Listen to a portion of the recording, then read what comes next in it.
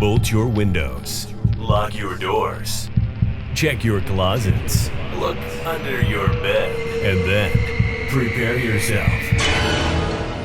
For it's another episode of Dark Knight of the Podcast.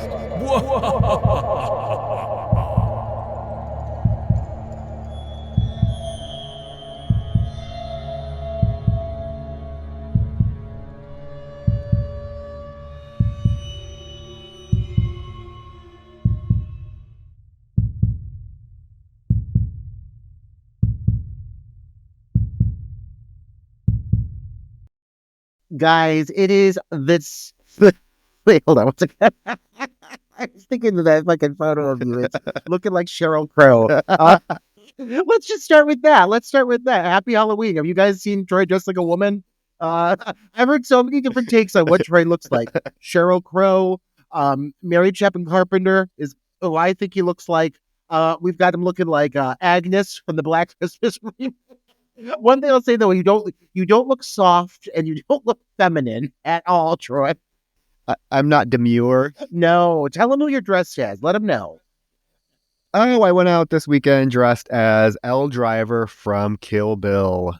Oh my God. And, I had to shave my beard off. I had the luxurious blonde locks, the eye patch, the nurse uniform, the high heels. I had it all. I went all out. I showed people, I said, this is my friend. And I showed it to them with pride. And I said, this is the last person you would expect to strut out. I imagine being there with your boyfriend being in the room when you stepped out of that fucking bathroom and those heels with that wig. I'm impressed, Troy. Like, you're giving it your all. You get tens across the board. Well, he went as the bride. Oh my God. Yeah. How'd that look? So we were, you can only imagine. But we won $100. Oh yeah. Tall. You win every time. We won $100. You win every time. I mean, come on. Yeah. It's Halloween. We got to go all out, right? Yeah. Which is what we're doing for this episode. Absolutely. Happy Halloween, guys. Happy fucking Halloween. It is the time of year that all of us horror aficionados look forward to. October, literally one of my favorite months. My favorite month of the year for sure.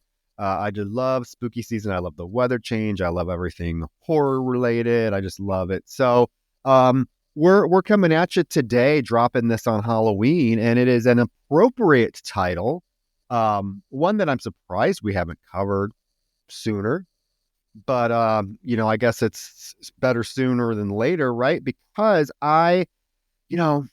this movie, I mean, talk about a film that really just captures Halloween. This film is like drenched in Halloween atmosphere. We talk about, Christmas themed horror. And I know me and you both are on similar pages. We like our Christmas themed horror drenched in Christmas, which is why we both really, really enjoy like the Black Christmas remake, probably one of the most Christmassy atmospheric horror films ever made. You have Terrifier 3 now, which is a Christmas horror film, which I had the pleasure of seeing, which actually does a pretty good job with that whole Christmas atmosphere. This film, I think, out of any Halloween themed film that I've ever seen, including Halloween, I think this one captures the Halloween vibe the best. And we are talking 2007's, kind of went under the radar when it was first released, but kind of has gained quite the cult following, Trick or Treat. Yes, Trick or Treat. Trick or Treat, my selection. I'm going to claim it. I've been sitting on this one for a minute. I feel like, it is a film, you're right, that has gained a lot of traction in recent years. And I love that for this film. I did have the joy of seeing this right around when it came out. And it did it at a devoted fan base.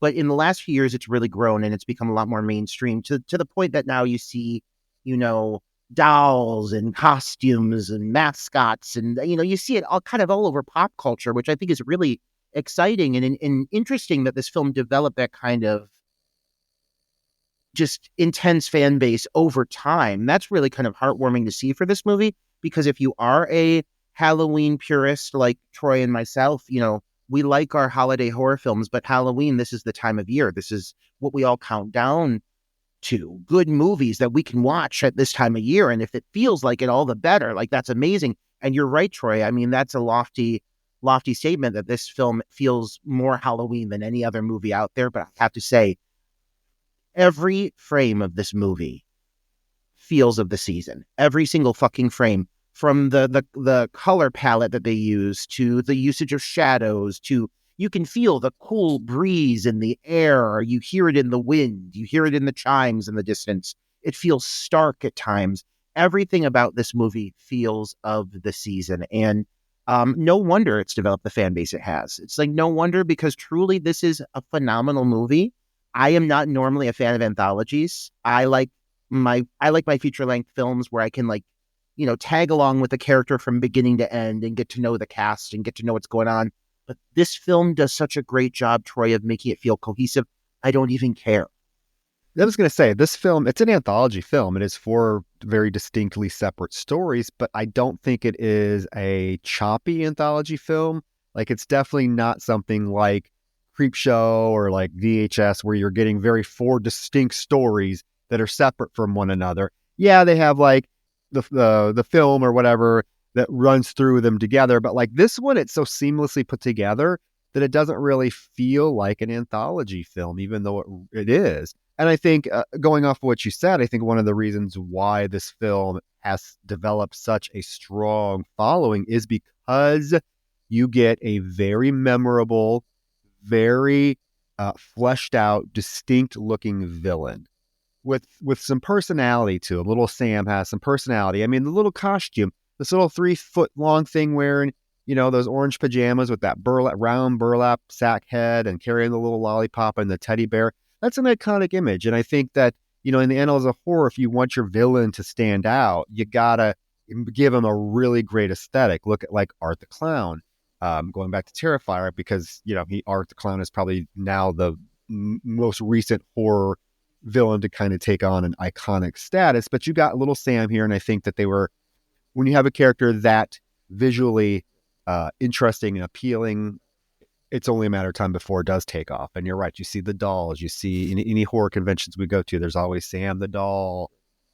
So I'm glad that this film does have sort of that little cult following, that really hard group core of fans that really champion this film, because it really deserves it. And it really kind of deserved to do a lot better when it came out.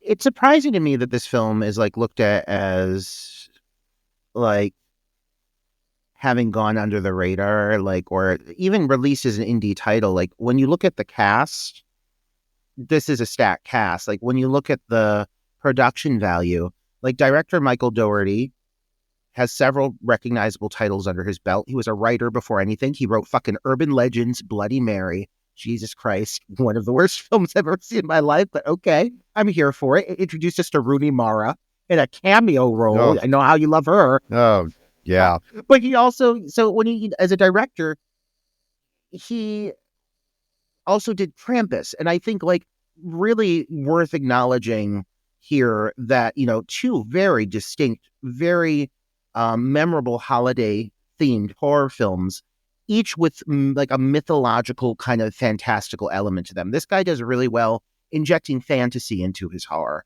Like, you're right, you've got Sam, who is like a demon, and you follow him throughout the whole story. Like, as we get into this review, the one core element that kind of carries through everything is that Sam is always kind of present as you're introduced to these different vignette stories as you go along. And he's definitely fantastical. And you saw that with Krampus too. He did really well with his creature designs. These big fantastical moments, he does really, really well with them. I normally don't love fantasy with my horror, but again, this movie makes it really palatable for me. Sam is the wraparound that connects this film. That is the word I was looking for earlier to describe like the thing that connects most found footage, is they kind of have a wraparound segment that connects them all. Sam is the wraparound little creature that connects all of these stories. And I think we should get right into it, because first thing, Roger, that I noticed that when I was watching the film and I thought of you immediately, is that the film takes place in Ohio, a fictional town in Ohio, but Ohio nonetheless. And it does feel very Midwestern. So I buy it. Did you know that Ohio is actually the number one state? Like, when it comes to states that are featured in cinema, out of all 50 states, Ohio is the most featured state of all. And understandably so, because I think there is this weird relatability factor to the Midwest. Even though I look at this and I don't think Ohio at all, I'm like, okay, Ohio, like, fuck yeah, let's set it in Ohio. Why not? Yeah, I could see that. Ohio definitely has, it has the urban, Cleveland, Cincinnati, but you also have a lot of like rural farmland, and there's a lot of mythology behind Ohio. I think, isn't there a town there that's supposed to be like one of the most haunted places on earth? I can't think of what it's called. They call it like Helltown or something. I think that's in Ohio. Yeah. Yeah. Yep. So I can see that, but like, I mean, the film opens up with, it actually opens up with a few little trick or treat safety tips that are, it's kind of fun because they're very old fashioned little trick or treater safety tips, but they also kind of come into play with the film because as we find out, Sam has little, I guess, rules or things that bother him or cause him to kill people. And we get that with this opening scene where we get a close up of this house decked out. I mean, what I love about this film again is all of these different houses. I would love to live in a neighborhood like this that took Halloween this seriously, because every fucking house is decked out in Halloween decor, including this one with this couple coming home. He's dressed as kind of like I don't even know what he's supposed to be, like a knight or something, and she's like a robot. This woman, she wants out of her costume ASAP. She wants just to be done with Halloween. She hates Halloween. And in fact, the first thing she does when she gets to their house is she blows out one of the jack-o'-lanterns. And he tells her, honey, you weren't supposed to do that. It needs to stay lit until midnight. There's rules. She's like, oh yeah, fuck it. I hate Halloween. And another thing I find weird is he wants to go inside to have sex with her. Roger, this is like they've been drinking. They were at a party, all right, downtown, partying their asses off. It has to be like, 11 o'clock at night, if not later. And this woman wants to start taking down all of the Halloween decor. She's like, we got to do it now. My mom's going to be here tomorrow. She'll have an aneurysm. This dude is like, I just want to go upstairs and fuck. So she tells him she'll do it herself. She can tell he's not happy about it. So she tells him to go put his video on. And this broad proceeds to go out in the middle of the yard and like start tearing down the Halloween decor. I'm like, you must really hate Halloween. And she does, because she vocalizes that she really hates Halloween. But again, I just want to emphasize like the look of the film. It's stunning. Everything is framed very well. Again, Halloween is drenched in every frame. You get the kind of the wide shot of her in her yard, because she has like all of these like scarecrows with ghost sheets over them. So they look like ghosts. It's a very striking visual.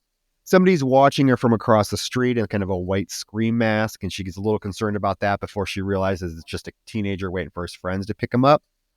And so once the car drives away and she's just kind of watching people, she goes to throw a sheet in her basket with all the other sheets. And this is a really cool jump scare. I mean, this got me.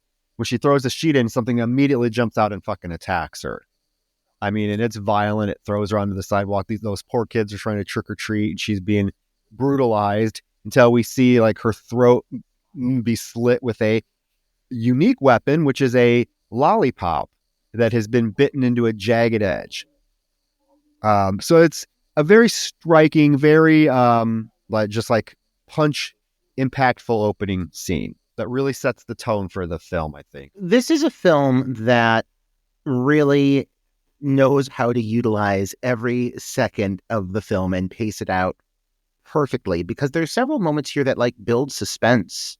Like this whole moment of her on the lawn, it's like it takes its time. Again, it really establishes this great lawn decor that they have up, this amazing Halloween setup that the husbands put up. Like it really lets you kind of sit in this for a moment as it's developing this moment of discomfort. And just like when it has you in the palm of its hand, it hits with this great attack sequence. And I think it's really impressive and worth noting that, for the film does have a lot of blood. There's a lot of moments that are actually surprisingly really violent, but it's not a film that I would say relies on gore. Like it shows things. It shows the aftermath. It shows the results. It shows people getting attacked. But really, it's about like just the pacing of these sequences and the buildup, the suspense, the dread. It's a creepy movie. It's very uncomfortable, but it has a sense of humor, but it does choose to make you uncomfortable sometimes with some of the things you're seeing, with some of the things you're realizing.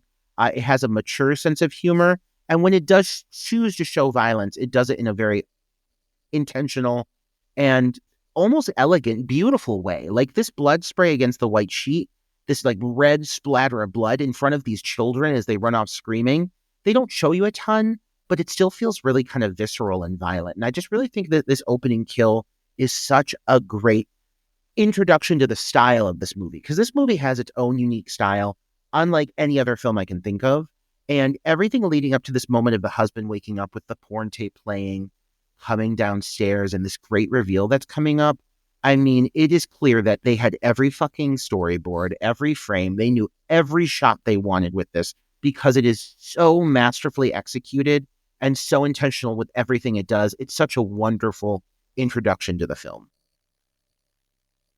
Oh, yeah. I mean, when he goes outside and notices, there's a bloody sheet hanging over one of the posts, and he pulls it down to reveal that great, I would almost say, one of the more recognizable shots from the film is her face, his wife's face on this pole with the lollipop like shoved up her mouth so that her cheeks are like puffed out like a fucking chipmunk, and she's all bloody, and there's like Halloween lights wrapped around her head. I mean, it's striking. I don't think you're necessarily really expecting it.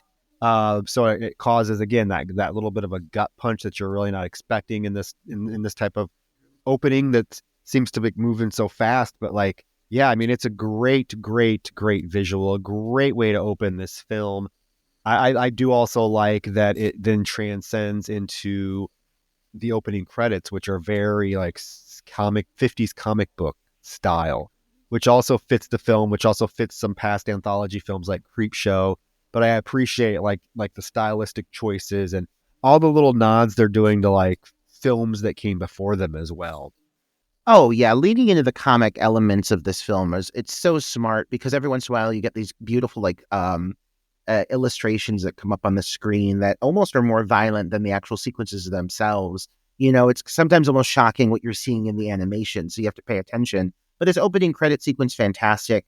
I love the score. There's such a distinct soundtrack to this film with these creepy like chimes and bells. It's haunting, but it's also like, again, it's playful. It's so playful, which makes sense with this movie.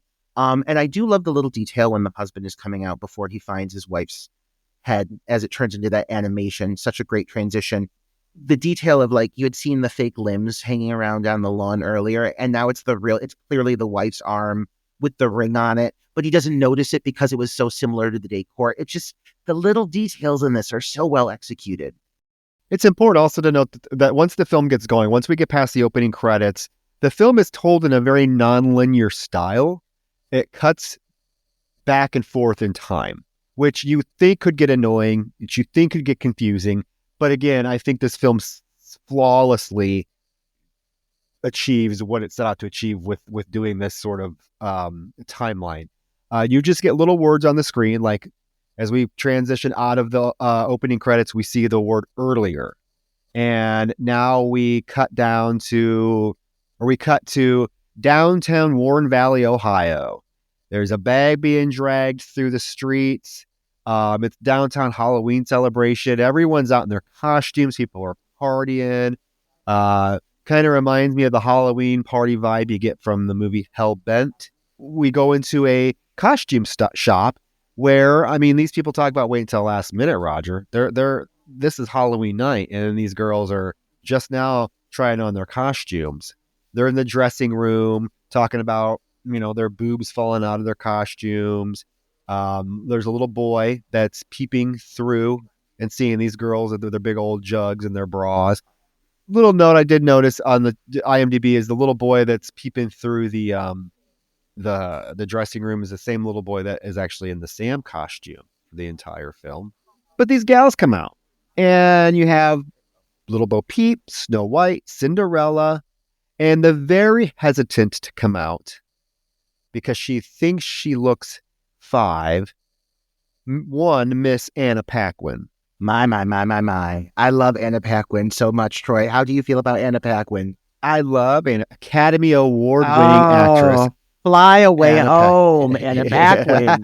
Fly away home. Fly right onto the set of Dark Knight of the podcast.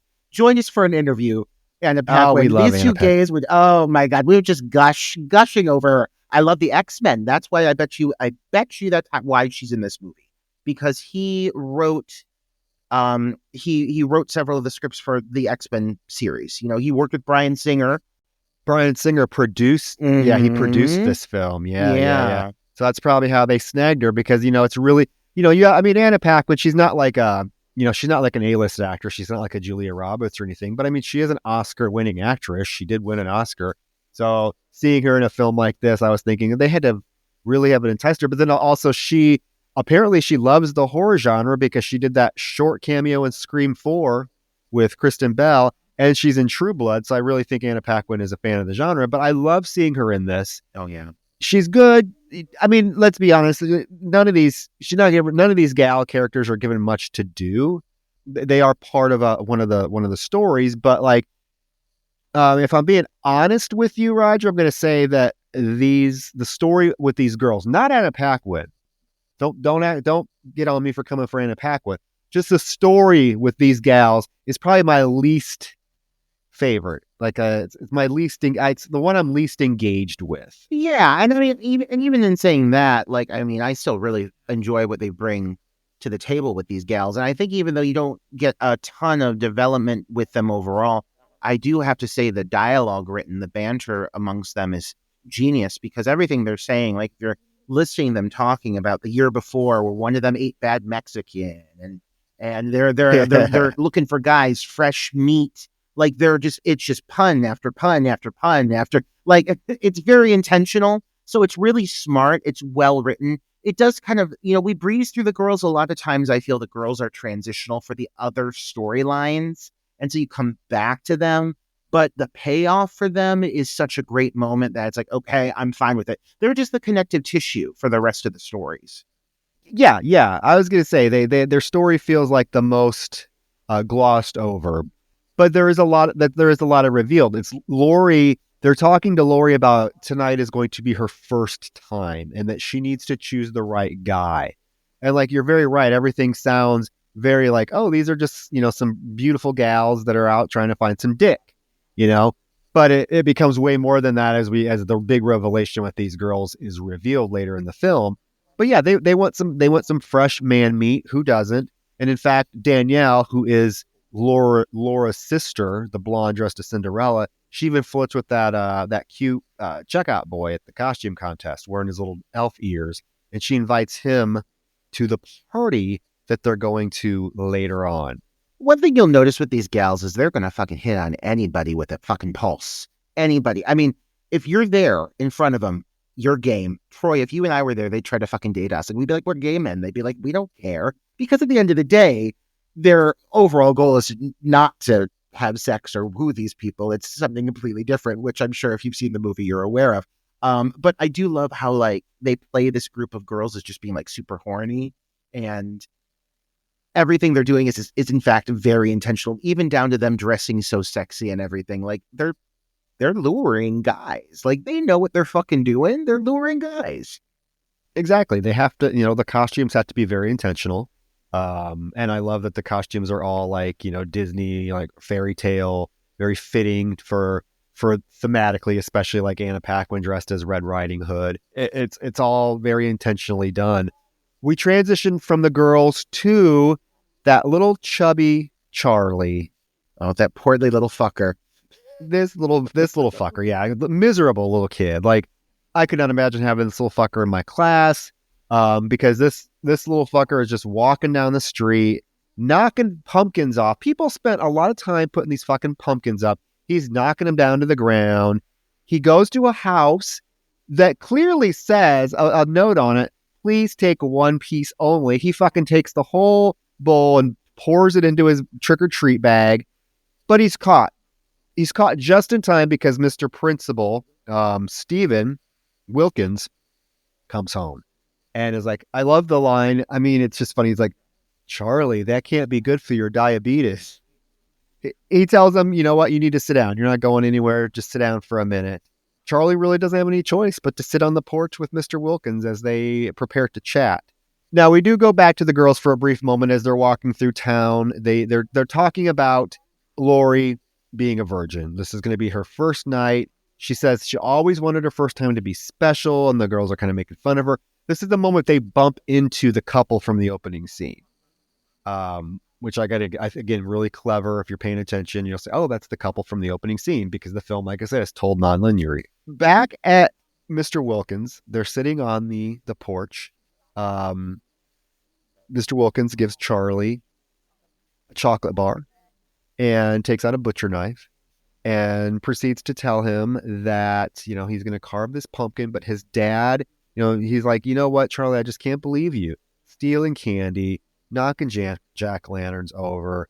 My dad, he always taught me to respect this holiday, respect the dead, and you just are not a very good boy. And all of a sudden, Charlie starts coughing, and we're not just talking coughing, like this boy starts hacking up a lung. Mr. Wilkins turns to him and said, you know what? And you also forgot one of the most important rules of Halloween, and that is to always check your candy. And this boy starts throwing up violently, Roger.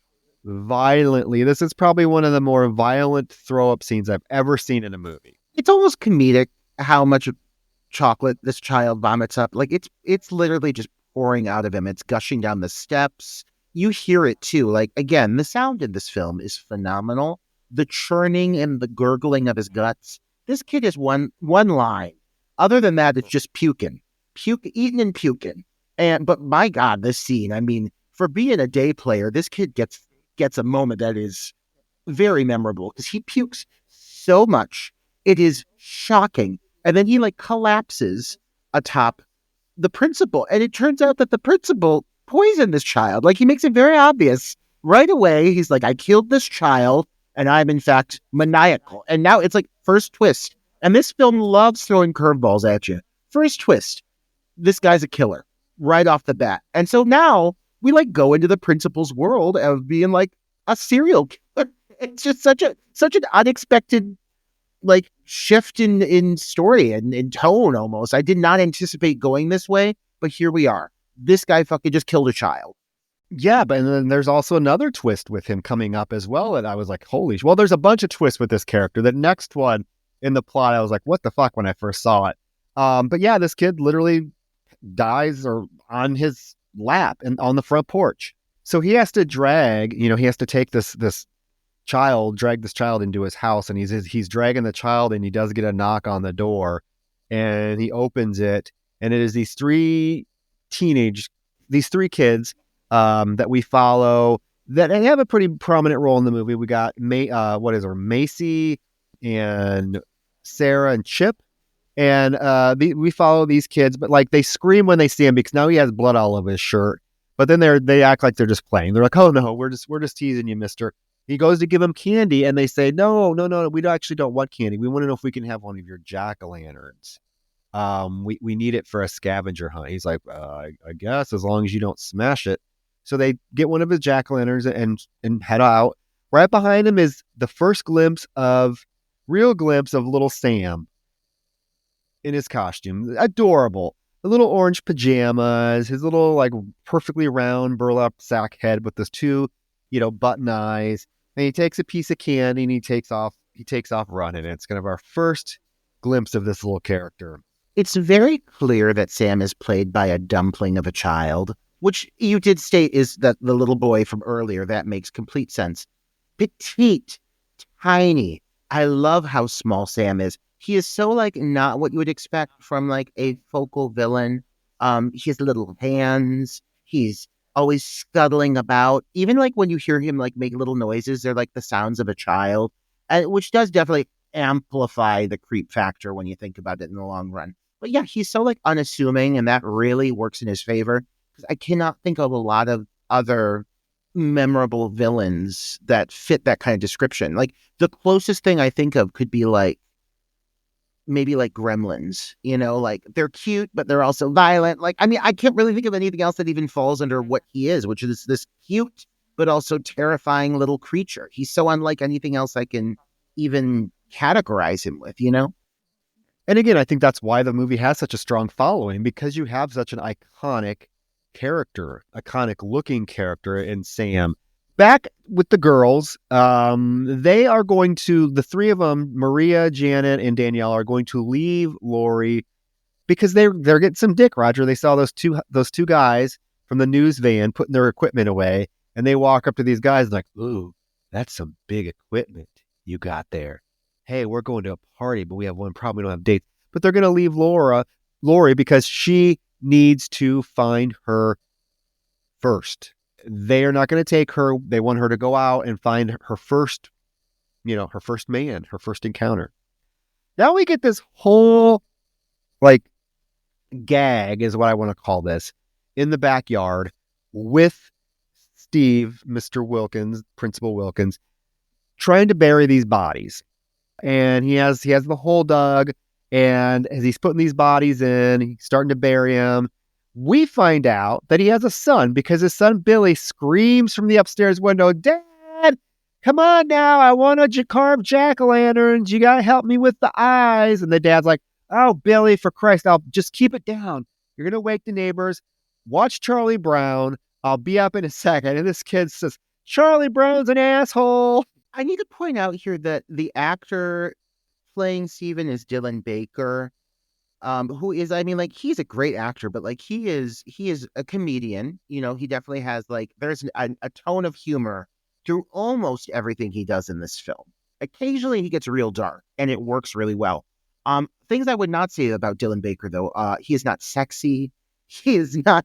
I don't look at him and think that there's any element of seduction to this man. He's great at playing the awkward principal, perfectly cast. But it does let him kind of flex his muscle a little bit as an actor, what he gets to do from this point forward. He has this great funny shtick with burying this poor chubby boy in the dirt, and the boy's coming to life, and he's cutting off fingers. He throws his finger to the dog. He's mutilating this child in the backyard. The kid is not dead, and he's beating him. But it's funny. It's got it's got this sense of humor to it somehow, some way, though it's very morbid. But he does a great job with all of these moments. He really is one of the standout performances in this film. I did, on the IMDb, I did notice he won a couple of awards for it. I think he won the Fangoria Chainsaw Award for Best Supporting Actor for this. So he is, I think it's the, one of the best performances, if not the best performance in the film. But yeah, there's this just whole gag of him trying to bury these bodies. You're right. One of the kids isn't dead, and he keeps having to beat it with a shovel. When his crotchety old neighbor, Mr. Krieg, comes out, we have to acknowledge as well, Mr. Krieg is played by, another fucking actor you're going to know, Brian Cox, who has delivered a lot of wonderful performances. He was in The Autopsy of Jane Doe. He's been in a lot of shit, and he's consistently good. He's in Succession currently. So this is an actor that has quite a pedigree behind him, and he's pleasant in this. I think kind of a stereotypical grouchy neighbor, but he nails it. He nails it here. He's screaming about who's out here, and Steven's like, "Oh, it's just me." He's like, "What are you doing?" "Oh, I'm fixing a septic tank." And Krieg is like, "Oh, it's about time. It smells like a dead whore out here." But it's just this comedy thing, because he keeps having to beat this person with the shovel as the neighbor is pestering him. His son's pestering him. The neighbor's like, keep your kid out of my yard too, and goes inside. And as he's going in, Steven's like, "Happy Halloween." "Oh, screw you," he says. And he finally beats the shit out of this kid and kills him with the shovel. It's worth noting Brian Cox was in X2, so there's another actor. This is all coming very full circle here, with all of this talent coming over from these other projects related to Bryan Singer. Unfortunate. But it is worth noting that Brian Cox is, I think, in his wheelhouse, he is a great character actor. He really is quite good when you give him anything that's kind of needs a little bit of extra oomph. He's good at injecting personality into these kind of caricatures he plays. And so this really just rough around the edges, Frankie, crotchety old neighbor, it really fits into this slightly heightened, slightly elevated world. He does a lot of great things with it. But I love how little they focus on him at first. Like from his voice, even though he's putting on a voice, it's clear that this is Bryan Cox. You know, like you can hear it in his voice, you know it's him, but they don't make him the focus because right now Steven's story is the focus. But this whole moment, again, because this film is so well executed, as you mentioned, they do such a good job of circling back around to all these little beats that are happening here. It's really important you pay attention to the sequence because later on in the film, you see the exact same thing done from the opposite perspective. And I think it's so well handled. And it is an example of a film that, again, they knew exactly what they were doing with this script. They knew exactly how they wanted to film it. But yeah, this is such a great little moment, the sense of humor that carries through this. But this whole thing with the child, with little Billy, who's obnoxious as all get out, but he's good. He's just really fucking annoying. But like, it almost starts to become morbid because the dad is out there killing children, clearly. And it starts to almost feel like he's turning his hostility and his anger towards his own kid. And you're like, is he going to do something? This film is really good at like subverting your expectations and kind of going against the grain. But for a moment, you're like, oh, fuck. Like, is he going to kill his own child? Is it going to go there? That's how it's set up, because when he's out there, he's like, oh, Billy this, Billy wants that, Billy wants, well, I need. And so when he's done with the body and he goes back inside, Billy immediately like jumps out and scares him wearing this mask. And the dad, you can tell, is like frustrated. He's like, Billy, let's go downstairs. And so Billy goes in front of him, and Billy goes down the stairs. Steven picks up a butcher knife from the table, and they go downstairs. And Billy is really, really excited to carve the jack-o'-lantern. We don't see the jack-o'-lantern at first, but we get his face looking at a table. He's like, Daddy, we're going to carve it scary this time. You just have to help me with the eyes. And the dad is like behind him holding the knife up, and then like creepily touches his head and then raises the knife. And you think like, oh shit, he's going to kill his kid. And he brings the knife down, pulls it up. It's bloody. Billy's there wide-eyed. And he's like, good, Daddy, but you got to help me with the eyes.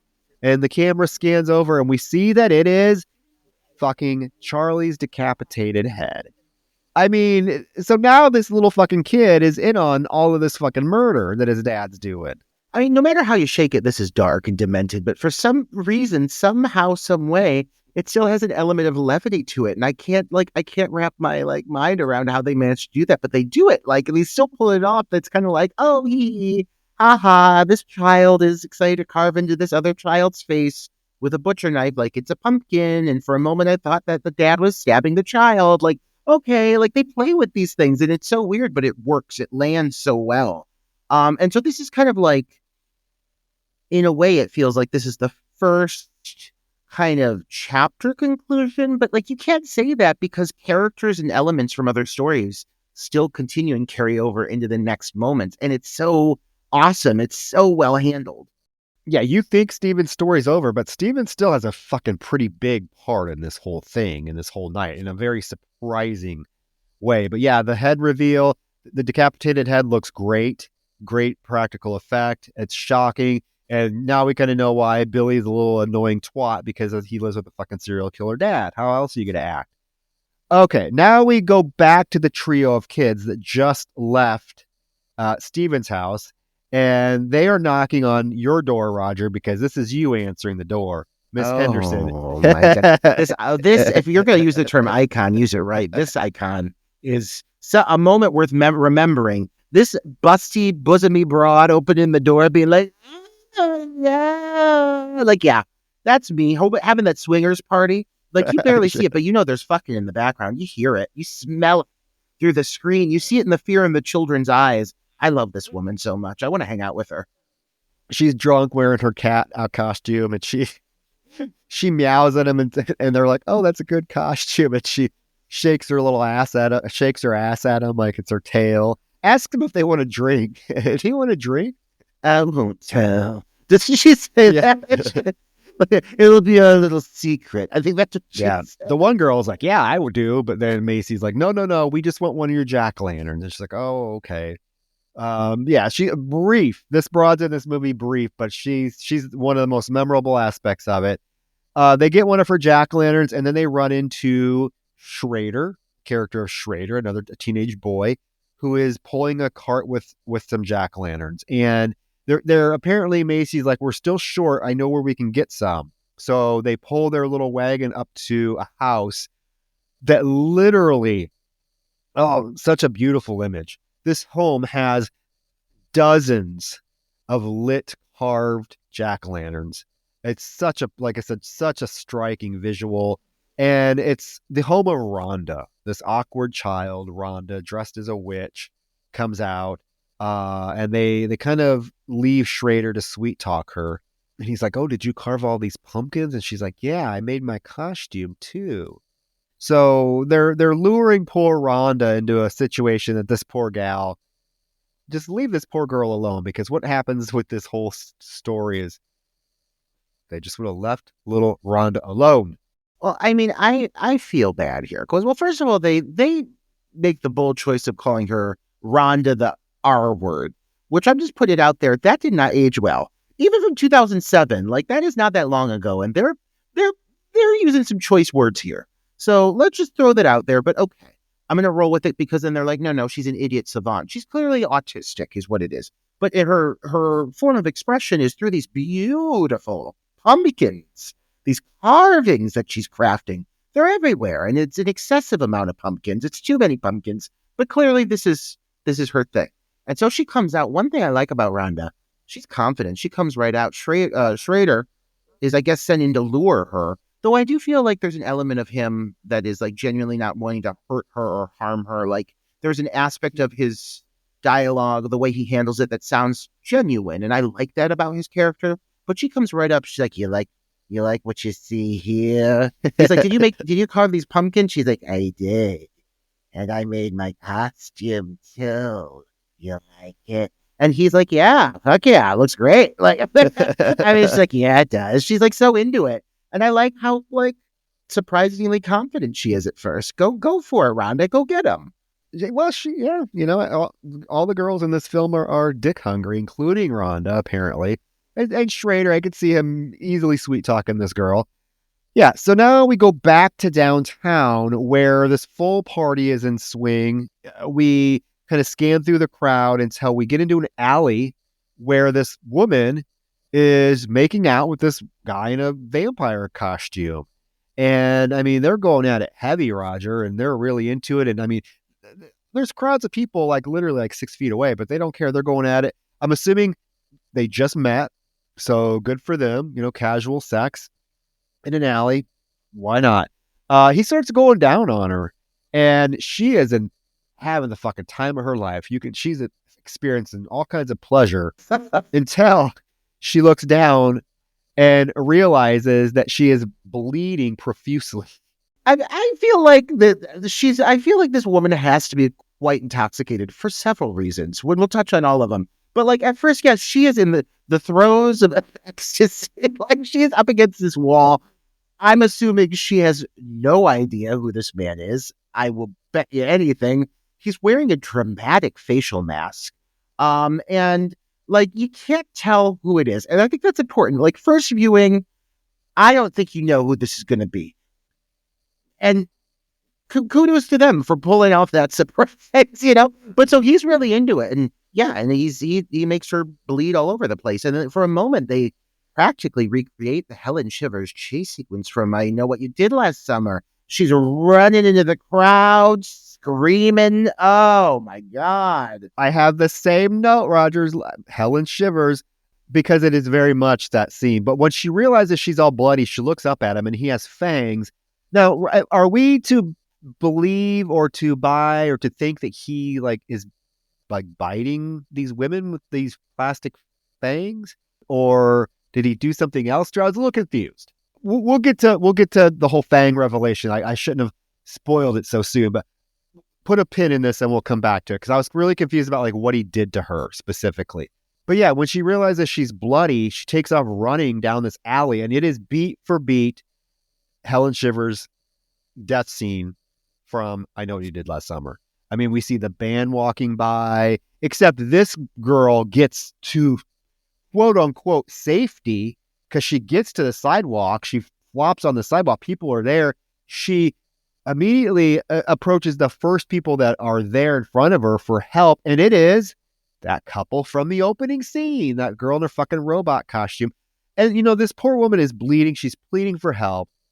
The husband just looks down. He's like, oh, come on, honey, she's drunk. And they just leave this woman there. They're really smart to cut over to these shots of other people around her, though, that are dressed in like gore zombie makeup. Like they think of everything. They think of everything because there's a whole group of people that have like fake wounds all over them and all of that. So she just kind of blends in. No, I like that element too. I have that same note that it's, while they're kind of assholes for just like dismissing her, everyone around them is like has like gouging neck wounds with blood. And you think, okay, well, they ignored her. There's still tons of people around her, but she is just like standing there, not knowing what to do. And when she turns around, fucking vampire is there, lifts his cape up before she can even do anything. And we get a jump cut to him then like setting her dead body, all bloody, down next to a whole line of drunk people that are passed out against the wall. Just like leaves her there. I love a kill that happens in public. Like, oh my goodness. Like, especially when it goes unnoticed. Oh, this is so good. And this final moment here, I don't know how he killed her. I don't know how he pulled that off. There's a lot of moments in this movie, though, that are a little bit, again, heightened reality. But for the overall, like, drama as that unfolds, I'd rather see this beautiful, artistically handled kill where there's a little bit left to my imagination, but shot for shot for shot for shot, this is building up in a way that seems very, very much like they knew exactly what they wanted out of it. And so I don't really have any gripes because it just looks so good.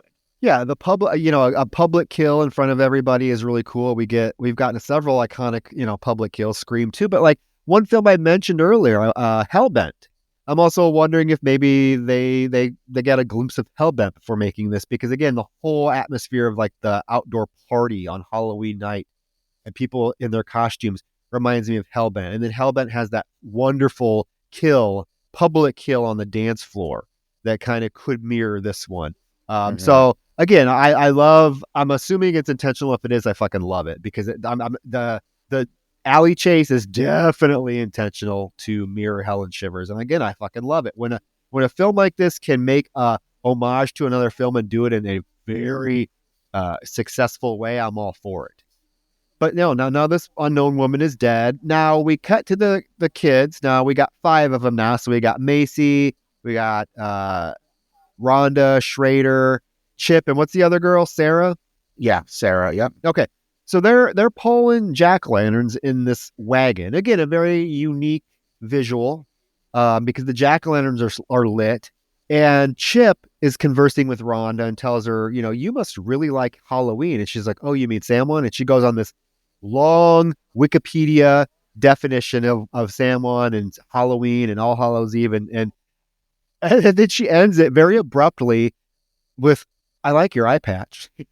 I mean, yeah, they this character is very, very, very well played, and really does a good job of like pulling at your sympathy for her, because there is something about her that obviously is different from the other kids, and I think it really, really works going into this next story and the whole flashback that we get.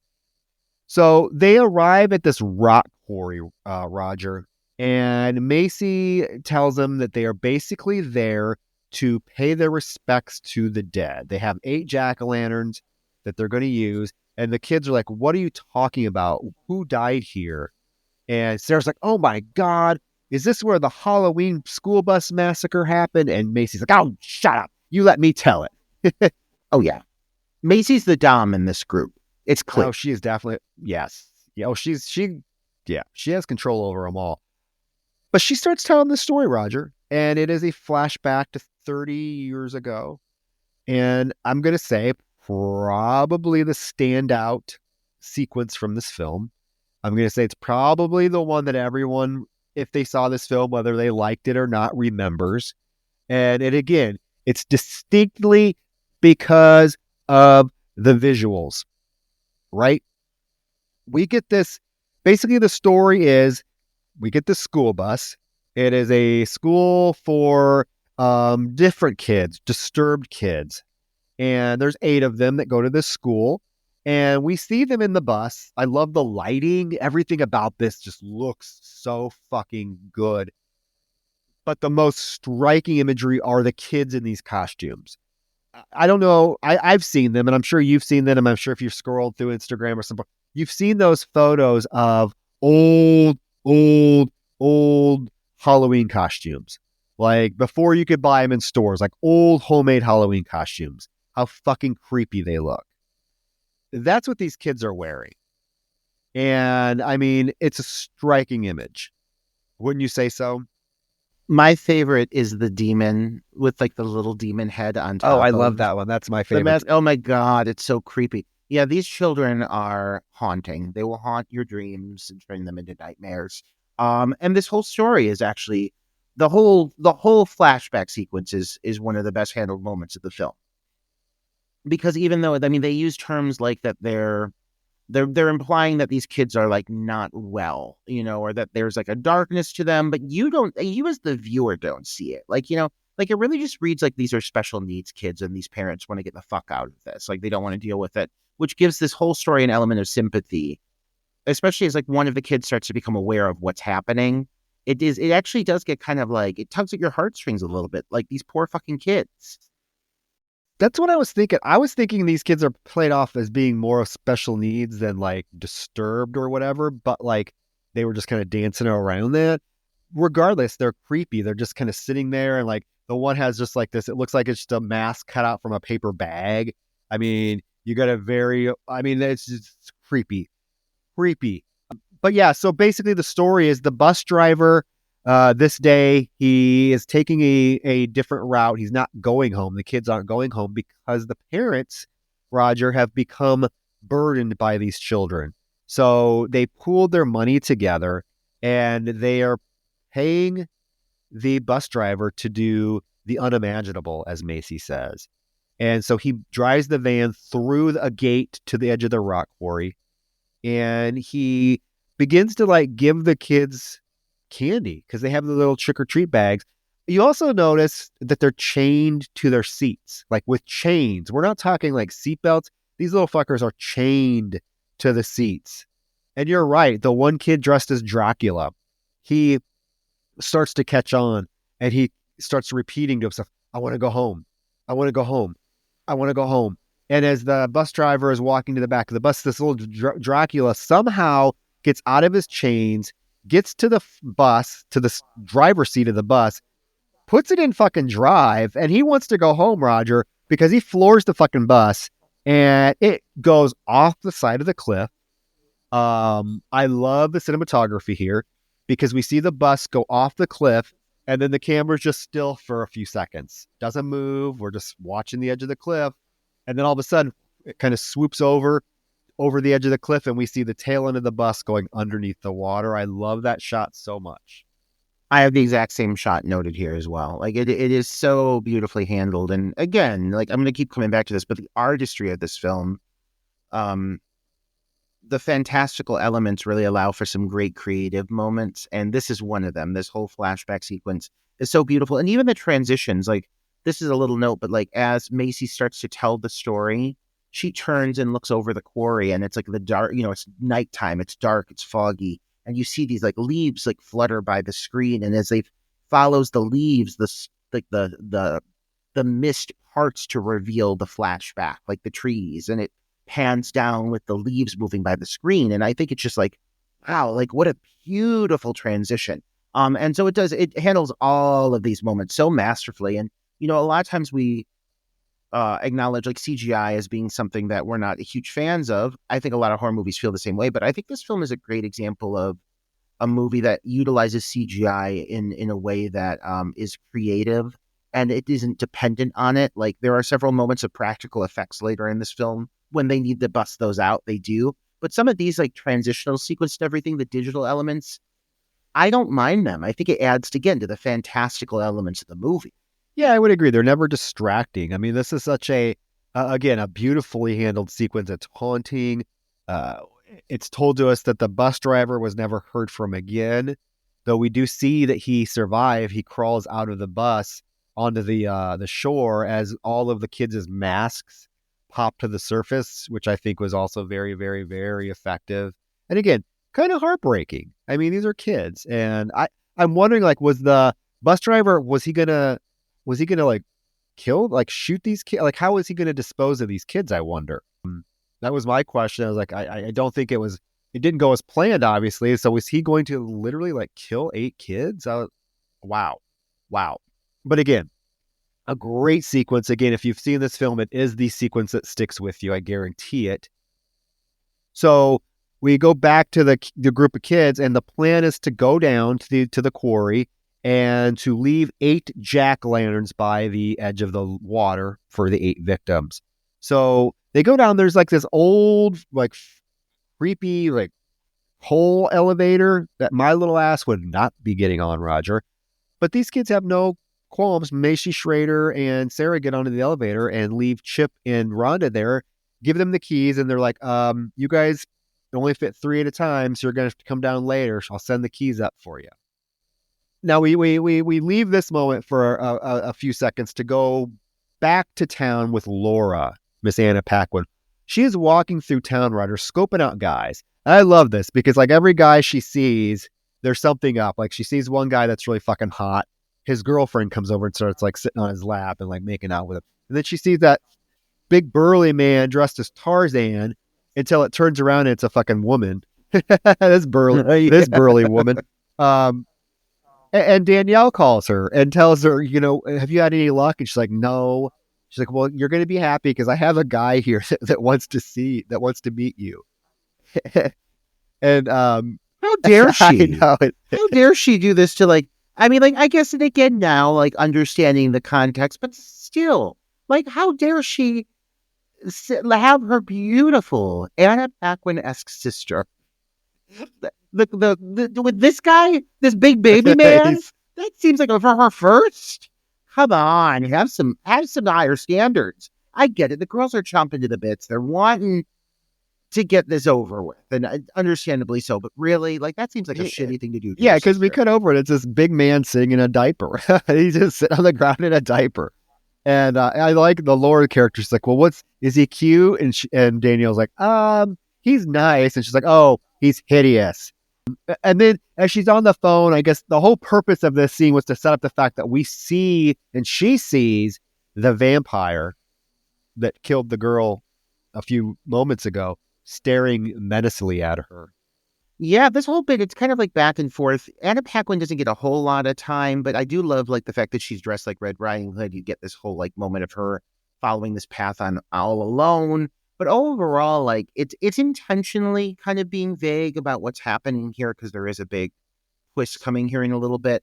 But you just kind of like rush through these moments a little bit. I would like to have it spent maybe like 5 more minutes with Anna Paquin's story because this is a relatively short film.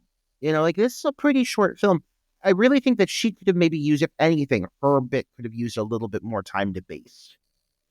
Yeah, the film, Roger, is interesting. It's only about 75 minutes long.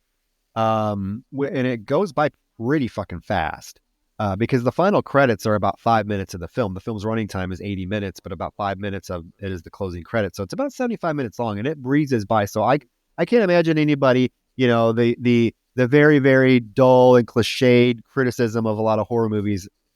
It's boring. Mm-hmm. I can't imagine anybody saying that with this film because it really just breezes right along.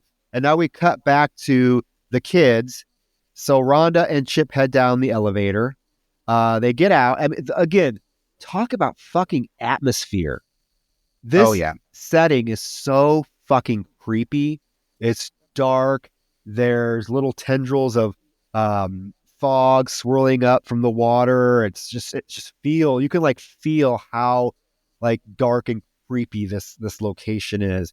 And as they're walking, they get off the elevator and they start walking. They immediately hear Macy, Sarah, and Schrader screaming. The kid, what's his name, Chip, doesn't want to get out of the elevator. And like you said, Roger, Rhonda, she's bold. She looks at him and she's like, okay, you stay in here and just keep the candle lit because it'll protect you. And she gets out. Rhonda gets out on her own to confront these screams. Rhonda's a boss-ass bitch. Let's be clear on that. She's a boss-ass bitch. I like that she, without hesitation, she's not scared. I do love this shot. I do want to kind of point out the shot on the elevators that are coming down, where they look through and they see the pumpkins in the mist. You just see the illumination of the pumpkins, so you know where the kids are, but you can't see anything else. It's such a fucking beautiful shot. I mean, in a movie that is filled with beautiful settings, this one I think takes the cake in the sense of like you said, the atmosphere. Because as soon as they get down to the bottom of this rock quarry, it is suspenseful. It is creepy as all get out. This whole bit here, scary. It's scary. It is scary. She walks to the edge of the lake and she sees the bus, the fucking bus. The tail end of the bus is sticking out of the water. So this was like a true fucking story. The masks are there floating right in the water for 30 years. They've been floating there, which begs the question, I guess, did anybody try to get this bus and like pull these poor kids out of it and bury their bodies? But again, I guess when Macy tells the story, she's like, well, nobody really wanted to get the bus. They didn't want it to be found. And so poor Rhonda, she goes over the shore of the water and looks at these floating masks when all of a sudden, again, another fucking jump scare that got me. That fucking hand comes out of the fucking ground and grabs her. I mean, second jump scare in this film that I was like, whoo, shit, I totally forgot about that. And I mean, it's like a zombie. It's like growling at her and she takes off running. And as she's running, she's hearing groans and screams, and she looks over and she sees like somebody is eating, like gnawing and ripping intestines out of one of the kids. And that's fucking, I mean, it's horrible. And she runs and they chase her and she loses her glasses. Her glasses are broken because we do see the person chasing her steps on her glasses. She's kind of there. She turns around and the thing is coming at her and she backs up and she just loses her balance and falls into a large puddle of water, and it knocks her out. And so she comes to. Again, this film is really great with little surprise elements. I guess this shouldn't have been all too surprising, but it's revealed because they're above her that it is Schrader, Macy, Sarah, and Chip, and this was all a joke. And Macy thinks it's the funniest fucking thing ever. Schrader is concerned for her. Rhonda is sobbing. And talk about a good fucking performance. This girl, I buy her fear and her sobbing. Well, they fucking put her through it. I mean, let's be real here. This is clearly a girl with special needs. They lure her out to this rock quarry where apparently other children with special needs were violently murdered by their own parents, or at least sent them off to die.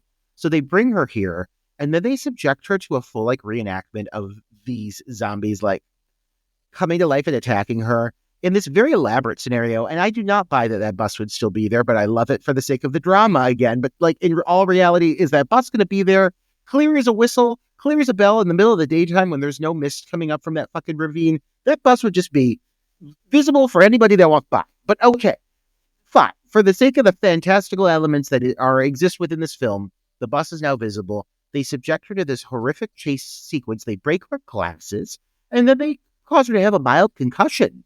I mean, these kids should be prosecuted. I mean, this is abuse. This poor child, she is going through it. She's weeping. She's bawling. She's not even able to make words at this point. She thinks all the children are dead. And you know what? I really want to be sympathetic, at least towards maybe Schrader. I want to be sympathetic towards Schrader, but honestly, what they do to this girl, everything that happens to them, this is the epitome of the good for you meme. You know, the good for you meme that everybody knows. That's about to happen here in this film. Yeah, I mean, Schrader does show her some sympathy because he's like, you know what, Macy, we're done here. And she's like, who says? And he's like, what more do you want? She's scared out of her mind. Like, go get our stuff. We're leaving. So Macy, Chip, and Sarah huff away. And Schrader, Roger, he is trying to comfort her. He's hugging her. He's telling her it's all right. Are you okay? It's going to be okay. They get to the other kids get to the edge of the lake, and Chip kicks one of the pumpkins into the river or into the water, extinguishing it. The bus is there. It's real, as Macy reiterates. Yes, this really happened. So all of a sudden, we cut back to Schrader and we hear the other 3 kids scream. And so he goes to check it out, tells Ron, I'll be right back. And he runs into the 3 of the kids that they're hysterical. And they're like, we got to get out of here. We got to get out of here. We got to go. And suddenly behind them, they see 8 fucking zombies waddling towards them. So they run back to the elevator to get back in. And again, Roger, here's your good for her moment. Rhonda's in there. She has the door shut and locked, and she has the key. And they are begging her to let them in. And she has the one remaining lit jack-o'-lantern with her as well. And you think for a brief moment, she's going to unlock the elevator to let them in.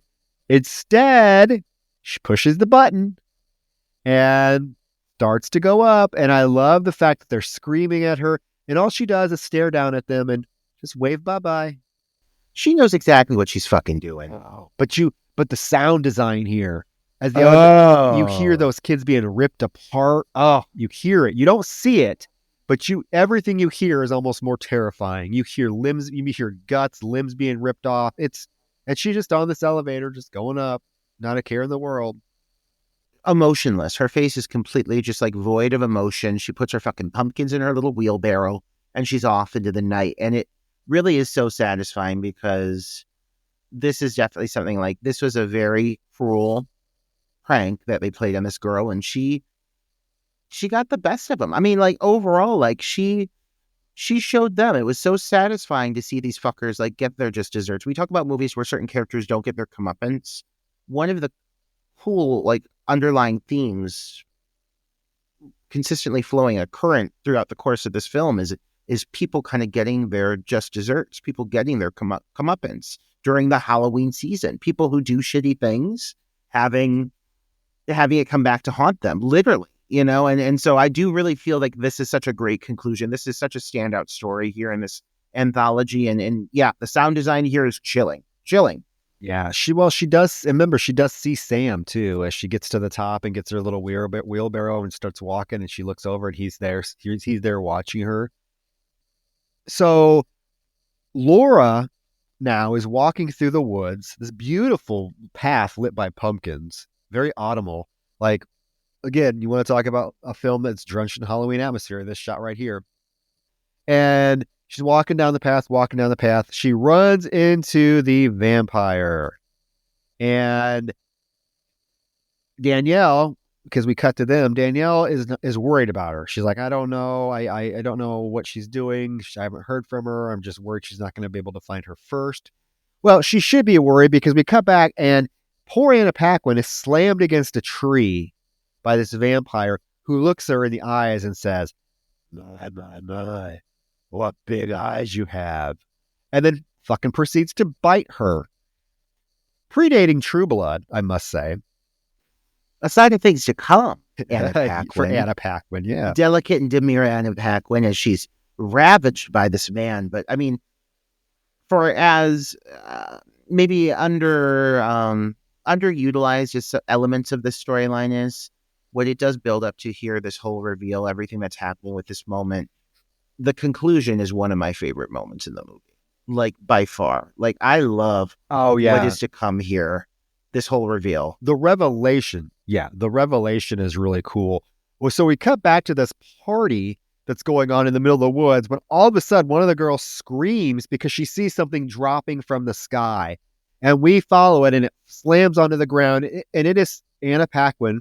Well, something wrapped in Anna Paquin's Red Riding Hood cloak. So Danielle rushes over and, confronts it and pulls the hood up. And it is the vampire.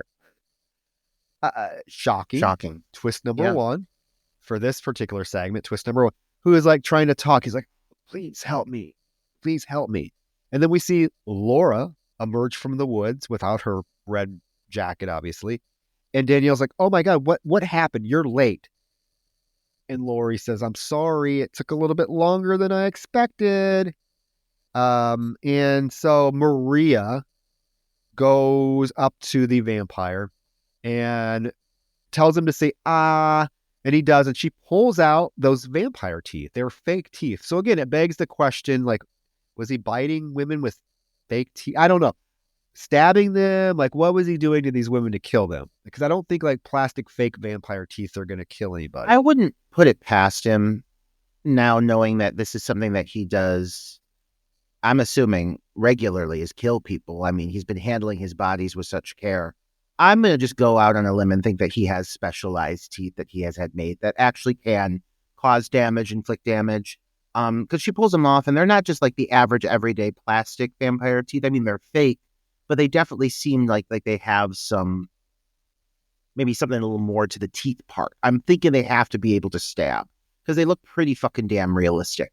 But yeah, she pulls it out, and you find out it's nothing more than fucking Steven. Goddamn Steven, who said he was going on a date earlier, and in fact, he's not. He's harassing women and mutilating women, and God, is this not satisfying, Troy? Oh my God, she pulls his mask off and asks him his name, and it is Stephen Wilkins, Principal Stephen Wilkins. He's killed he doesn't discriminate. He kills young boys, he kills women. I mean, so again, twist number 2, I did not expect this. To be honest with you, Roger, I totally, watching it this time, I totally forgot that this happened, that Steve was the killer. That slipped to my mind. It's been a few years since I've watched this, and I totally forgot that. So I still was like, oh wow, that's a cool twist. I had the same exact moment. Because I was like, who the fuck is that? I was trying to remember. When that happened, I was like, oh, are you fucking kidding me? This fucker? Good. She tells him, well, I'm glad you were her first because I kind of like you. And he's like, who are you people? And he looks around, Roger, and we see all these dead men. All the men that they invited to the party are laying on the ground with their throats and bodies ripped apart. Yeah, and he starts to scream, of course, as he should. And now Laura is nervous, she says. She goes to him and she's like, gets on top of him, straddles him, and she says, it's my first time, so bear with me. And we get that dark version of sweet dreams are made of these. Who am I to disagree? And what happens now, Roger, is these gals all start to transform into fucking werewolves, including shredding their human skin off and tossing it aside. One of the coolest werewolf transformations I would say ever captured on camera for several reasons. First off, I really love the contrast of how Steven's been acting, how he's been talking up to this point versus him now that he's in a position where he's in danger, how pathetic he is. I love seeing him just power, knowing what he's done, knowing how he has handled certain situations. It's just really satisfying to see him meet his fate at the hands of these women.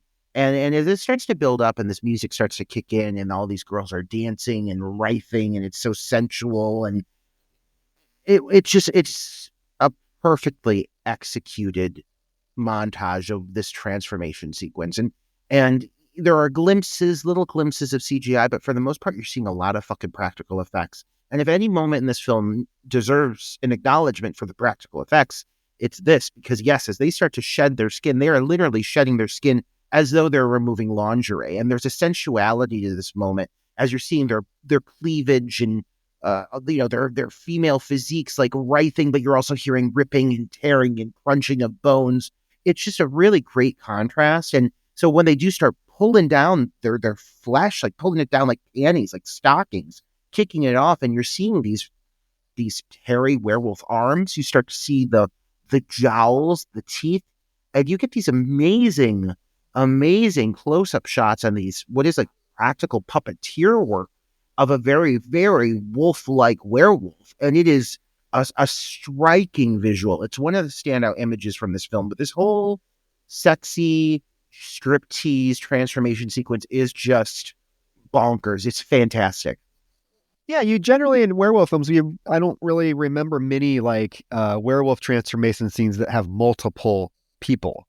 You generally get one great one, like from American Werewolf in London or The Howling with Dee Wallace. You're getting multiple of them, and the way it's cut together, yeah, you're just getting little peaks and splices of skin coming off. Laura's character looks at Steven in the eyes, and she repeats his line that he said to her, my, what big eyes you have, before she fucking rips his throat out. I mean, and that's the culmination of the female stories, that these were werewolves the whole time out searching for their prey. So all of their little banter, though it sounded sexual, was actually very, very literal. They were trying to find a feast. He was her first victim. But yeah, this transformation seemed very well done. Very, very well done. So this whole thing plays out because we go back to earlier in the night. So now we're going back in time, and we see some trick-or-treaters going up to the door. They knock on it timidly. We hear a lot of growling and like locks unlatching and stuff. And something opens the door and growls at them with glowing eyes, and they take off running. And we find out that this is Mr. Krieg, Brian Cox, and he has his dog, his little dog Spike, dressed up with glowing eyes to scare kids, which I thought was cute. He goes back in and throws some photos into the fire, gets some booze, some chocolate, kind of watches TV, but he hears the dog start whining and barking, and he goes outside. Somebody runs by his window. We hear laughing. And when he goes outside, Spike is now chewing on the finger that Steven threw at him earlier in the film. And now we get the whole conversation that happened earlier in the film, but we get it from Mr. Krieg's perspective. It's exactly the same conversation. Again, very cool. Yeah. Oh my God. Yeah. With this being the last story too, to come this full circle is so, there's something like really like satisfying about it, and almost like an ASMR kind of way. I don't know. Like, it just seems like, oh, now I'm getting the full conversation on the other side. Like, and it is all very balanced, and you're seeing it completely from Krieg's perspective. Yeah. I don't know. There's just something really, really appealing about how they handle this whole back and forth between the two of them. And now, like, you had these moments where at the start of the film, you were seeing like Steven's like shot of his perspective of seeing Krieg through the window. But now you're going to get the reversal of that, of him calling to him through the window for Steven. Like, I don't know. What a great way to bookend this film, to take it out on this specific story. The film comes full circle. Like, it does a full 360. It ends where it began, but in the most skillful way as possible. Honestly, I don't think I've seen a film skillfully do something like this, especially in this genre. But he goes back inside, shuts the door. The dog starts barking at the door. We hear something at the door, so he goes back and opens the door, his back door, and now his fucking porch and lawn is full of lit jack-o'-lanterns. I know, it's just like creepy because they weren't there before. Now they're all there. Like in a matter of like a minute, all these jack-o'-lanterns appear. Do we think these are the same jack-o'-lanterns from Rhonda's lawn? I don't. Do we think that this is tied together somehow? Maybe. Do you think Sam went and got them? They look familiar. I mean, I don't know how many fucking jack-o'-lanterns they carved for this movie, but they were probably hoping people wouldn't notice that they were the same. Christ. Yeah, more jack-o'-lanterns I've ever seen in my goddamn life. But again, another stunning shot. He's gonna go beat one. This man. We have to keep in mind, this man does not like Halloween. He doesn't want to be bothered. He doesn't want trick-or-treaters. He wants to scare them off. So he's gonna beat one of the jack-o'-lanterns with his bat when Spike starts barking inside the house. So he runs back into the house, gets his shotgun, kind of timidly creeps around. He gets to a staircase, looks up, and we see a little fucking figure run across the top of the staircase. And again, I love the build up here. He slowly ascends the stairs, slowly goes down the hallway. He's being very careful because we know something's there. He gets to his bedroom and we see that something is fucking moving under the sheets. And again, very slow, very deliberate. He goes over, pulls the sheet up, and it just is like a Halloween animatronic hand under there going. Eeh. But again, very slow build up. I really like this. What I love about this last chapter is it's really kind of just like tying up some of the loose strings from other chapters that came before it. Like, it's tied to several of these other stories. And so in its own right, like, the story here for Krieg is very simple. He's just being taunted and harassed by what is this demonic force that we have been introduced to. We do come to learn that this is obviously Sam. You could tell through the audio, you could tell through the scuttling, and eventually it's revealed that this is Sam. But I do like that overall the story here, this is really Sam's story. You're finally getting his segment And it is a payoff, and so they do take a lot of time. It's full of suspense. At a certain point, the dog does seem to disappear, and I'm assuming is killed. Do we think this dog is I dead? don't know. Yeah, you're right. No, well, yeah, maybe. I don't know. He I does. think because he hears him Yeah, whimper, oh, yeah. and He then goes he's never seen upstairs and he does hear him again. whimper. Yeah. So Oh my god, this little terrier, I know. Poor Troy. Spike. Poor Spike probably met his demise. I like that immediately when he reveals the hand that it's just a fake hand, this jack-o'-lantern that's on the nightstand just erupts into flames. And it lights up his room and he looks around and there's red writing all over Roger, the ceiling and walls. It's like says trick or treat, happy Halloween, Sam one. It's just everywhere. I mean, talk about fucking creepy. I'd be out of there. But before he can do anything, something comes running towards him, and all of a sudden, from under the bed, it plunges that fucking razor blade into his ankle. I mean, it's very reminiscent of like Cat's Eye, or not Cat's Eye, Pet Cemetery with, Fred Gwynn's character getting his Achilles tendon sliced. It's kind of the same setup here. It's, Anything involving ankles, tendons, Achilles heels makes my butthole clench. And this is a pretty gnarly one. You see that blade, and then he cuts back, and it shows like the actual area of the ankle where the flesh is like separated, and it's just like, oh shit. Like, yeah, it's one of those random little gory moments. You don't get a ton of them here, but when they show it, they fucking show it here. It looks great. yeah, no, and it's shocking. And then he falls to the ground, obviously, and gets out from under the bed and stands up to reveal himself to be Sam. Craig is like, who the hell are you?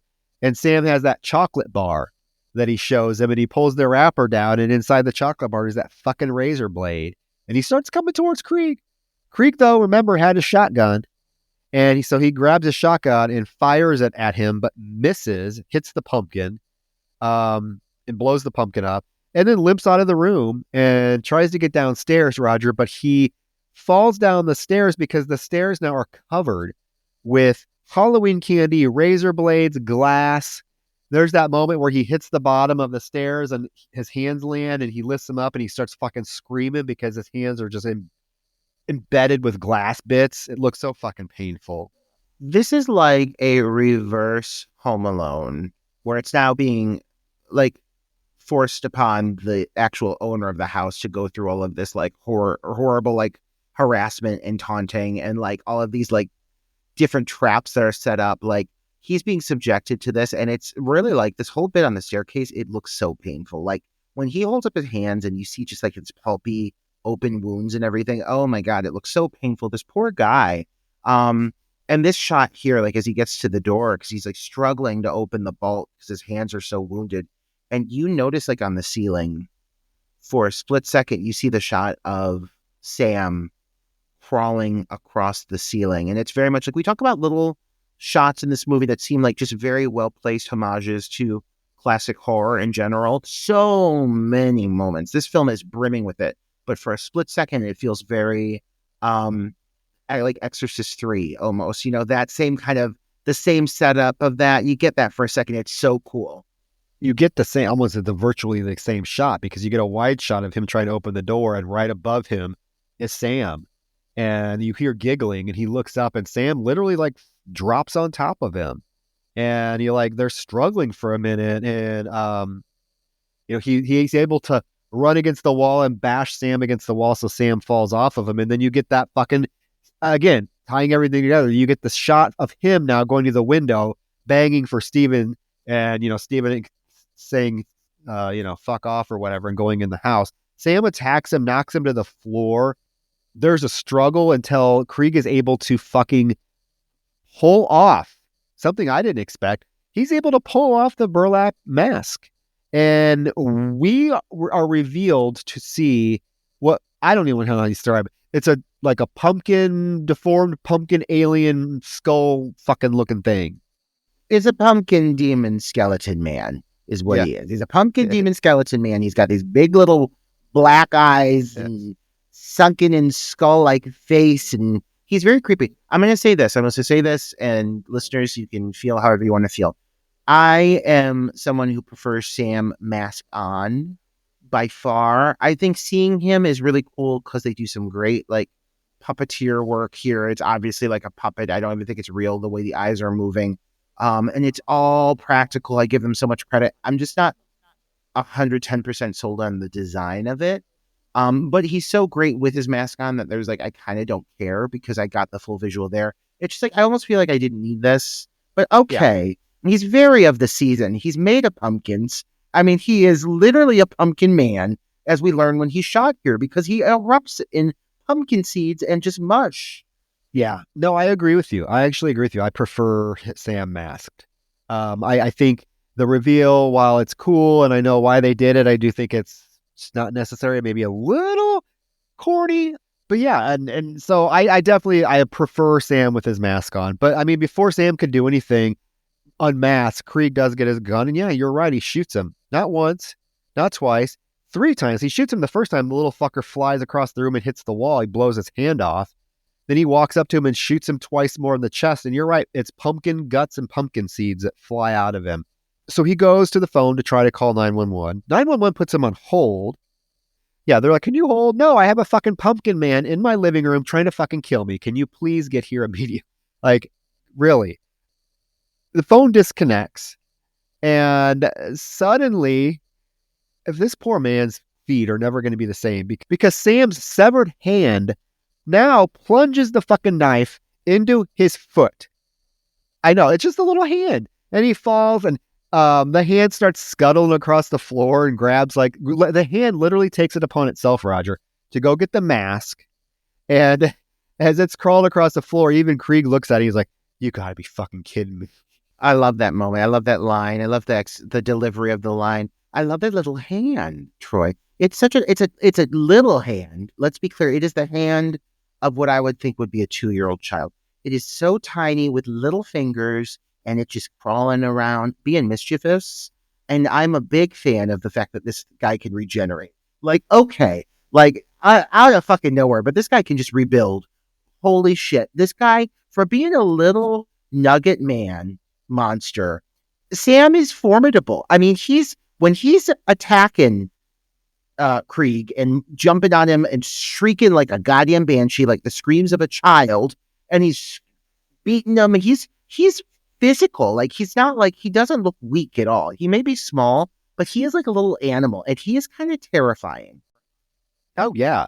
But the hand, Roger, goes over and like knocks on the body, gives it the mask back, and the hand actually reconnects to the body. And now Sam gets back up. He's rejuvenated, and he puts his mask back on, gets his sucker, starts walking towards poor Krieg, who could just lay there. He can't get up, both of his fucking feet are fucked up. He takes a bite out of this giant lollipop, causing the jagged edge, and he comes towards Krieg, who trying to do the best he can. He knocks over his end table and gets a bottle of whiskey to break so that he has a weapon, but Sam immediately grabs his hand and knocks the bottle out of it. And this is when Sam, he raises his sucker, brings it down. You think he stabbed Krieg. Krieg thinks he stabbed. Sam thinks he stabbed Krieg. Until we all look down and we realize the fucking lollipop tip went into a chocolate bar. Trick or treat. And he got the treat. Right? The perfect moment to have a chocolate bar on you. It saves your fucking life. So Sam interprets this as him getting candy. Krieg giving him candy. And it causes him to basically leave. He's like, okay, you gave me candy. I'm going to go on my way now. You didn't break the rule after all. You gave me the candy. Because let's keep in mind, something we have not mentioned is that the people that die kind of do so because they break certain Halloween rules. Sam seems to have this set of rules, like you can't blow out a pumpkin before midnight. You have to hand out trick-or-treat candy. You got to stay in your costume.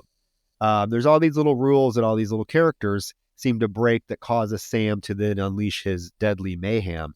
So this gesture, even though it was not on purpose, is enough for Sam to be like, okay, you did not break the rule after all. I'm going on my way. I really think that Sam is one of the single coolest villains that we've had in years, because he is truly he's the personification of Halloween season and lore. Like all of the rules, everything that makes him tick is tied into different like bits of mythology or legend, or like you said, the rules that we follow. And it's if you're upsetting him, you're upsetting the holiday season, the holiday spirit, if you will. And so then thus he enacts his revenge. His revenge is like basically he is the personification of trick or treat. He is harassing and taunting this guy until he gets his candy. And I think like what a fantastic way to defeat him. You're technically you can't defeat him. I mean, he regenerates, Jesus Christ. But like that's all it took was that candy bar. And I love this moment of realization with Brian Cox as he watches this little guy fucking walk away. And the door just opens and closes magically. Like what a perfect conclusion moment for Sam. And Brian Cox just sitting there like, what the fuck just happened? Like it is a great note to end on for this character. But it's not over yet for the character, because something is revealed through the fireplace, through the pictures that he was throwing into the fireplace. The camera pans over and we see that one of the photos that's burning in the fireplace is the bus with all of the kids, the disturbed kids in their costumes, with the bus driver, him. Yes. He was the bus driver. Yes.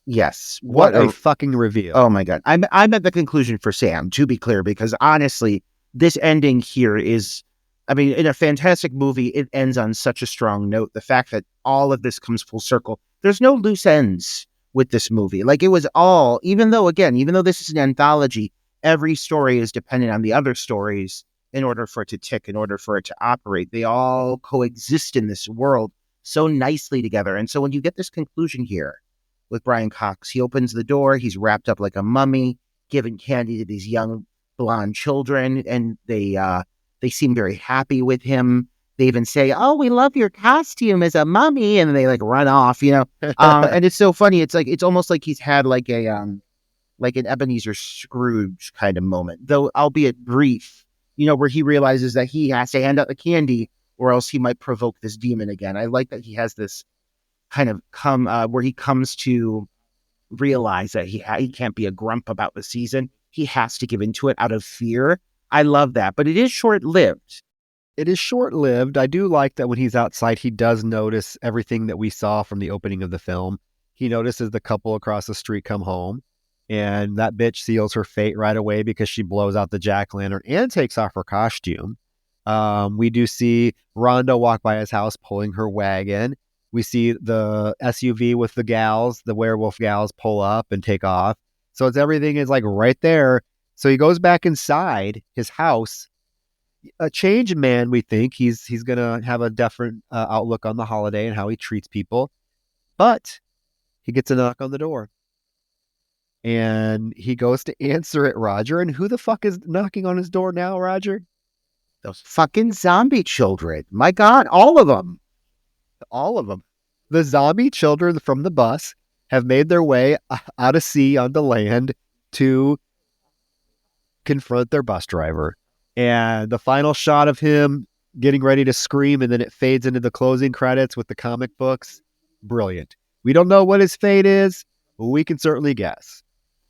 Oh, it is definitely something violent based off those illustrations. And you almost forget for a moment that this movie has a very cruel sense of humor, because no one really gets off scotch-free in this film. Like anybody who is doing anything shitty, they get their comeuppance. And even though he is a changed man, it doesn't fucking matter. Not with Trick or Treat, because these zombie children are going to come and destroy him anyways and tear him apart and eat him or whatever the fuck they're doing. But we do get it through this great animated finale.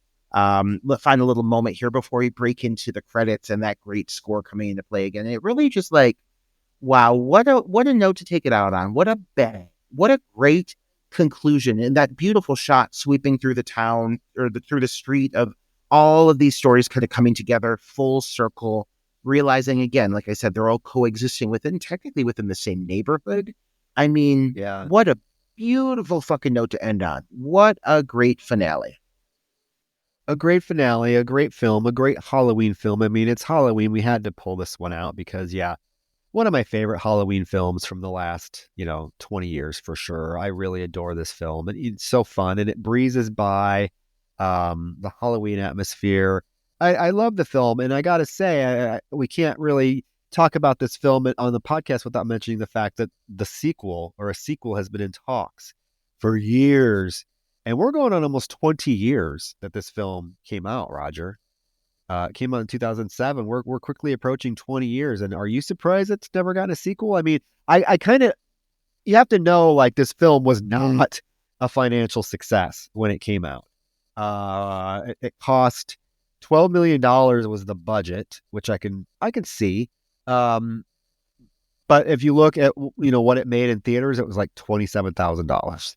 I mean, so I would assume that they possibly lost money from this, which is why the sequel has just not come to fruition. But then, like, I'm thinking about how popular the film has become in the last maybe 10 years and all of the Sam merchandise you see.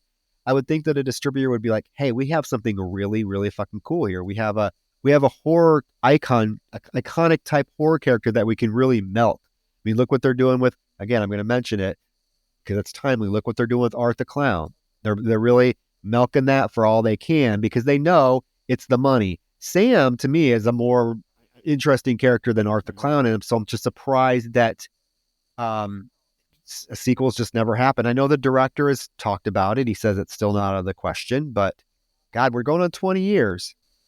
If they did do a sequel, I'm curious, though, how they would go about handling it and match the caliber of what they created. And of course, this is the goal with any sequel, is to try to, at least be as good as what came before it. But I just don't know with this. I don't know, like, what they could do that could possibly be as entertaining, because this is such a great movie. In some ways, I think it's, like, preserved in perfection, and I don't necessarily want to see them challenge that. But I am eager to see, like, what they would do with the sequel. And I think the passage of time is actually, because it's been so kind to this film does not look dated whatsoever. This film is, it looks like it could have come out last week. Honestly, this movie, if anything, is shocking. It's the fact that this film is 20 years old and it still looks this fucking good. So in a way, it's like awesome. Like, I'm happy that they wrote it this long. So now, if a sequel comes out, like, there's a lot of room to play and get weird with it. I would really hope that they could just match the spirit of what this film possesses. Because, like, again, as we said at the start of this film feels like the Halloween holiday to its core. It feels like the Halloween spirit. It feels like autumn. It feels like fall. And I would want to see that more than anything carry through into whatever they do with the next iteration of this material. I would want to see that aspect.